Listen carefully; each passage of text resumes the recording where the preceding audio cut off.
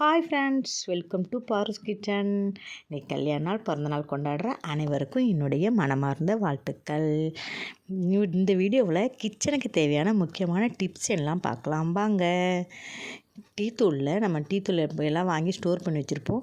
அந்த டீ தூளில் நம்ம ஒரு 4 ஏலக்காவோ ஒரு 5 ஏலக்காவோ நீங்கள் டப்பாவில் போட்டு மூடி வச்சிங்கன்னா அந்த டீ தூள் வந்து மணமாகவும் இருக்கும். போடும்போதே நமக்கு ஏலக்காய் தட்டி போடணுன்னு அவசியம் இல்லை. அந்த ஃப்ளேவரெல்லாம் செம்ம டேஸ்ட்டாக இருக்கும். இதை ட்ரை பண்ணி பாருங்கள். நெக்ஸ்ட் இப்போ என்னென்னு பார்ப்போமா. டீ போடும்போது என்னோடய வீடியோவை முறையாக பார்க்குறவங்களா இருந்தால் சப்ஸ்கிரைப் பண்ணிட்டு பாருங்கள். என்னோடய வீடியோ ஏற்கனவே பார்க்குறவங்க இருந்தால் லைக் பண்ணிவிட்டு பாருங்கள். டீ கொதிக்கும்போது நம்ம டீ இறக்குறதுக்கு கொஞ்சம் முன்னாடி கொஞ்சமாக ஒரு துண்டு போல் இஞ்சி போட்டு நீங்கள் டீ போட்டிங்கன்னா மற்ற நாள் போடுறத விட டீ டேஸ்ட்டாகவும் இருக்கும், நல்லா மணமாகவும் இருக்கும், ஹெல்த்தியும் கூட. நீங்கள் டீ போடும்போது கொஞ்சோண்டு இஞ்சி மட்டும் ட்ரை பண்ணி பாருங்கள்.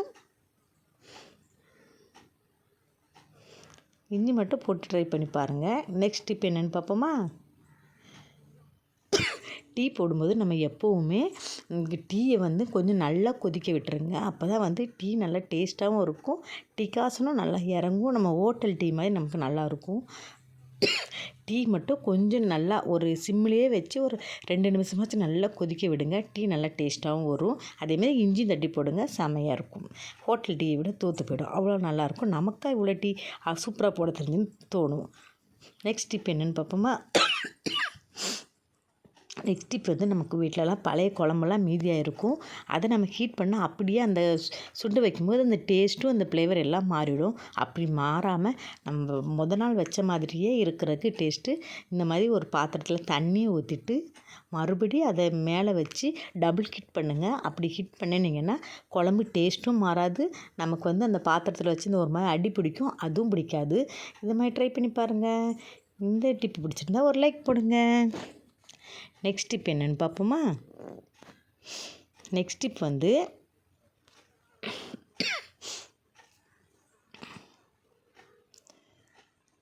நம்ம வந்து கத்திரிக்காய் உருளைக்கிழங்கெல்லாம் கட் பண்ணி போடுவோம்.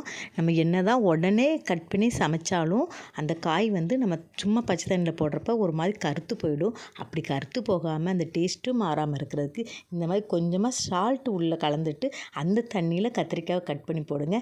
அந்த டேஸ்ட்டும் மாறாது, அந்த கலரும் மாறாது, ஃப்ளேவர் அப்படியே இருக்கும். இதை ட்ரை பண்ணி பாருங்கள்.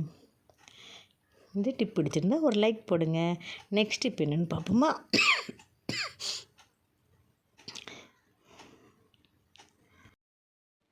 நெக்ஸ்ட் டிப் என்ன டிப்புன்னு பார்ப்போமா.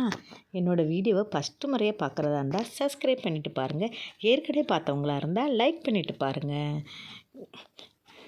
நெக்ஸ்ட் டிப் வந்து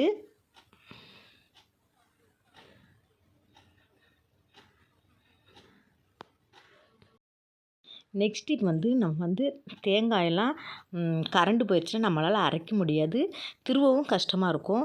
அப்படி திடீர்னு நமக்கு கரண்டு போயிடுச்சு, நம்மளால் தேங்காய் யூஸ் பண்ண முடியல, தேங்காய் பால் எடுக்க முடியல அப்படின்னா நமக்கு வீட்டில் எல்லாருமே பீட்ரூட்டு காய் சீவுறதுன்னு ஒரு சீவல் வச்சுருப்போம்.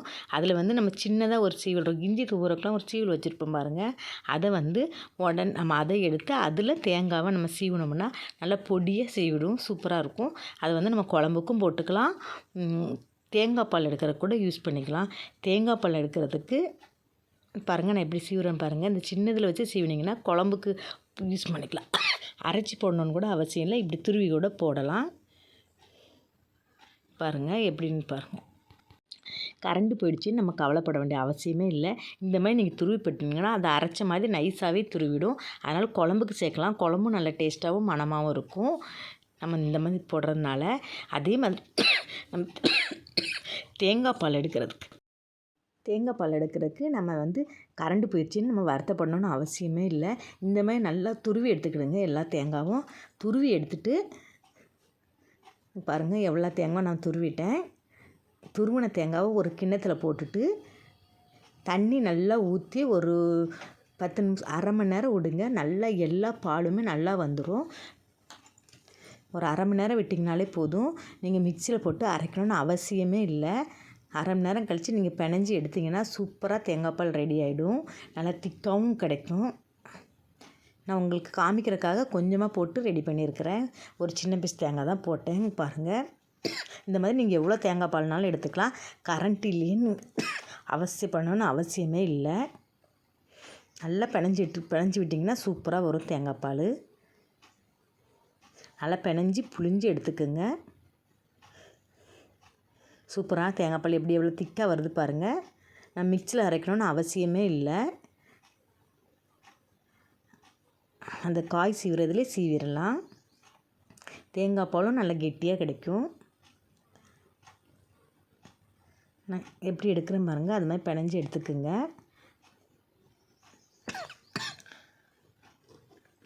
வடிகட்டிடலாம்.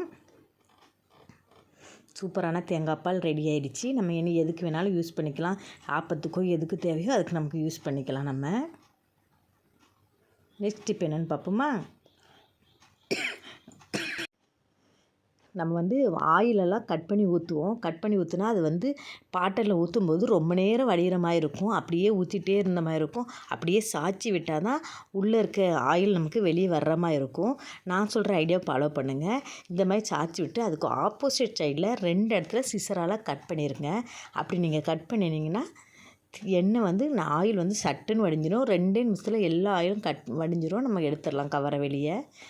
ஆப்போசிட்டில் கட் பண்ணி விடணும். 2 இடத்துல கட் பண்ணி விட்டிங்கன்னா இப்போ நான் எப்படி கட் பண்ணுறேன் பாருங்கள். அந்த மாதிரி கட் பண்ணி விடுங்க. எல்லா ஆயிலுமே வந்துடும். சூப்பராக வெளியாகிடும். ரொம்ப நேரம் நம்ம வைக்கணும்னு அவசியமே இல்லை. சட்டுன்னு நம்ம வேலையை முடிச்சிடலாம்.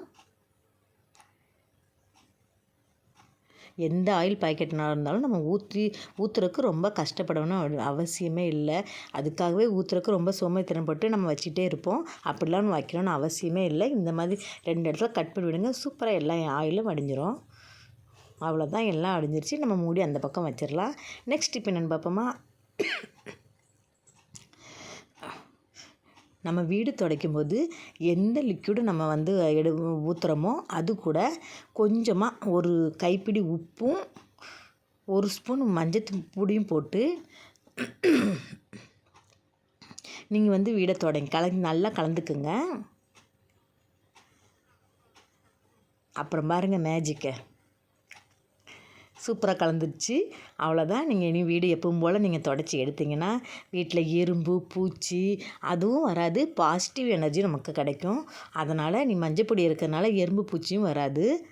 உப்பு இருக்கிறனால நமக்கு பாசிட்டிவ் எனர்ஜி கிடைக்கும். அதனால் நீங்கள் இனி வீடு துடைக்கும்போது கண்டிப்பாக நீங்கள் எந்த லிக்விட் சேர்க்குறீங்களோ அது கூட ஒரு கைப்பிடி உப்பும் கொஞ்சம் 1 ஸ்பூன் மஞ்சள் தூளும் கலந்து வீடு துடைங்க. வீடு சூப்பராக இருக்கும். நெக்ஸ்ட் டிப் என்னென்னு பார்ப்போமா?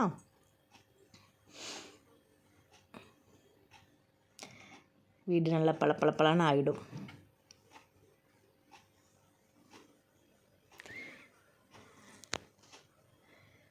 நெக்ஸ்ட் இப்போ நம்ம அடுப்பெல்லாம் கழுவுவோம். கிச்சன் மேடை கழுவுறப்ப அடுப்பு ஒரு வாரத்துக்கு ஒரு நாள் நம்ம டீப் க்ளீனிங் பண்ணுறப்ப கண்டிப்பாக அடுப்பெல்லாம் கழுவுவோம். அப்படி கழுவும்போது நம்ம தண்ணி ஊற்றி கழுவும்போது அந்த அடுப்பு மேலே பட்டு அது துருப்பிடிக்கவும் ஆரம்பிச்சிடும். ஒரு மாதிரி அந்த அழுக்கெல்லாம் உள்ளே போய் படிஞ்சிரும். அப்படி படியாமல் இருக்கிறதுக்கு இந்த மாதிரி சிலிண்டரு அந்த கேஸ் அடுப்பு மேலே இந்த மாதிரி 2 கிண்ணத்தை போட்டுருங்க. அப்படின்னா நீங்கள் எவ்வளோ தண்ணி ஊற்றி நீங்கள் வாட்டர் வாஷ் பண்ணாலும் அது உள்ளே போகாது. தண்ணியும் தெரிக்காது, அழுக்கும் அதில் தெரிக்காது, தூசியும் அந்த அளவுக்கு படாது. அதில் இந்த மாதிரி ட்ரை பண்ணி பாருங்கள். உங்களுக்கு ஈஸியாக இருக்கும். இந்த டிப் பிடிச்சிருந்தா ஒரு லைக் கொடுங்க.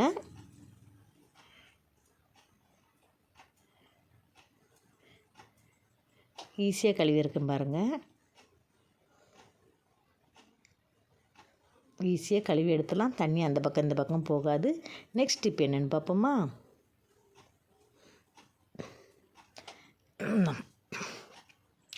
நெக்ஸ்ட் இப்போ நம்ம வீட்டில் லெமன்லாம் வாங்கி கொண்டு ஸ்டோர் பண்ணி வச்சுருப்போம். அப்படி வைக்கிறப்போ ஒரு மாதிரி அது பழுத்த மாதிரியும் ஆகாது, காஞ்சி போன மாதிரி ஆகிடும் ஒரு மாதிரி. அப்படி ஆகாமல் இருக்கிறதுக்கு இந்த மாதிரி பேப்பர் எடுத்துக்கோங்க. எந்த பேப்பர்னாலும் சரி, நியூஸ் பேப்பரோ எதுனாலும் சரி, டிஷ்ஷு இருந்தாலும் பரவாயில்ல. இந்த மாதிரி நான் எப்படி மூடி வைக்கிறேன் பாருங்கள். அந்த மாதிரி மூடி வைங்க. இப்படி வச்சு நீங்கள் ஸ்டோர் பண்ணிங்கன்னா 10 நாள் வர வேண்டிய லெமன் கண்டிப்பாக 20 நாள் 1 மாதமாச்சும் வரும். இதை ட்ரை பண்ணி பாருங்கள். ட்ரை பண்ணி பார்த்துட்டு எனக்கு எப்படின்னு கமெண்டில் சொல்லுங்கள். நான் சொன்ன டிப்பெல்லாம் பிடிச்சிட்டா ஒரு லைக் கொடுத்துட்டு பாருங்கள். என்னோடய வீடியோவை ஸ்கிப் பண்ணாமல் பாருங்கள். நெக்ஸ்ட் டிப் என்னென்னு பார்ப்போமா?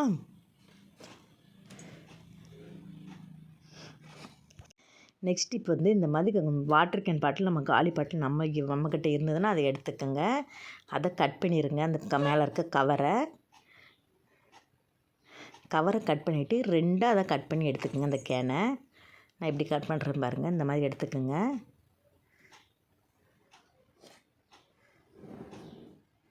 ரெண்டாக கட் பண்ணிவிட்டு நம்ம இதுக்குள்ளே இது என்னென்ன பண்ண போகிறோம்னா காய் ஸ்டோர் பண்ண போகிறோம். எந்த காய்னாலும் சரி, நம்மக்கிட்ட இருக்கிறது கேரட்டோ பீன்ஸோ முருங்கைக்காய், மேக்ஸிமம் முருங்கைக்காய் ஸ்டோர் பண்ணால் இது ரொம்ப நல்லா யூஸ்ஃபுல்லாக இருக்கும். இந்த மாதிரி நீங்கள் வச்சிங்கன்னா ஃப்ரிட்ஜில் இடம் இல்லாதப்போ ஒரு சைடில் இந்த சைடில் கூட நமக்கு வைக்கிறதுக்கு ஈஸியாக இருக்கும். காயும் அப்படியே இருக்கும். பாருங்கள் நான் எப்படி கவர் பண்ணுறேன் பாருங்கள். அந்த மாதிரி கவர் பண்ணி விட்ருங்க. காயும் ஃப்ரெஷ்ஷாக இருக்கும், வைக்கிறதுக்கும் ஈஸியாக இருக்கும். மேக்ஸிமம் என்கிட்ட முருங்கைக்காய் இல்லை, அதனால் உங்களுக்கு போட்டு காமிக்கல. இந்த மாதிரி முருங்கைக்காய் வைங்க, செம ஈஸியாக இருக்கும். நீங்கள் ட்ரை பண்ணி பாருங்கள். இந்த டிப் பிடிச்சிருந்தா ஒரு லைக் கொடுங்க. நெக்ஸ்ட் டிப் என்னென்னு பார்ப்போமா?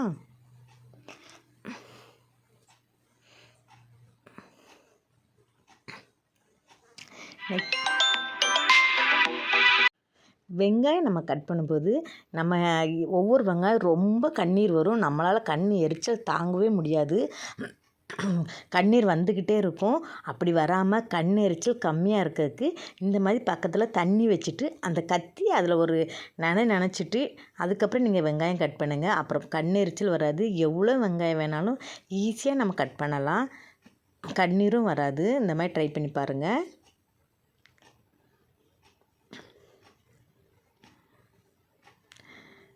லைட்டாக நினச்சா போதும், ஈஸியாக நம்ம கட் பண்ணிடலாம். எவ்வளோ கிலோ கணக்கில் வெங்காயம்னாலும் நம்ம கட் பண்ணாலும் கண் எரிச்சல் இருக்கவே இருக்காது.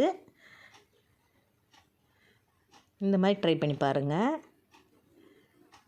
இந்த டிப் பிடிச்சிருந்தா ஒரு லைக் கொடுங்க. நெக்ஸ்ட் டிப் என்னென்னு பார்ப்போமா? நெக்ஸ்ட் இப்போ வந்து நம்ம வீட்டிலலாம் ஊதுவத்தி வச்சுருப்போம். சாமி கும்பிட்றதுக்கு ஊதுவத்தி இருக்கும். அந்த ஊதுவத்தி வந்து காலியாச்சுன்னா அந்த டப்பா தூக்கி தூர போடாதீங்க. அந்த டப்பாவை எடுத்து நம்ம வந்து பீரோலலாம் துணி வச்சுருப்போம்ல, அதில் நீங்கள் வச்சு சொருகி விட்டிங்கன்னா, அங்கங்கே வச்சு விட்டிங்கன்னா பீரோ திறக்கும்போது வாசமாகவும் இருக்கும். அந்த ட்ரெஸ் எடுத்து கட்டும்போது நமக்கு வந்து ரொம்ப வாசமாக இருக்கும். ஊதுவத்தி வாசம் நல்லாயிருக்கும். பீரோ திறந்தால் ஒரு பேட் ஸ்மெல் அடிக்கல, அது அடிக்காது. அதனால் நீங்கள் ஊதுவத்தி காலியாச்சுன்னா அந்த டப்பாவை தூக்கி வெளியே போடாதீங்க. அந்த பாக்ஸை ஒவ்வொரு பீரோவிலையும் ஒரு 2, 3 அப்படி இப்படியே சொருகி வைங்க.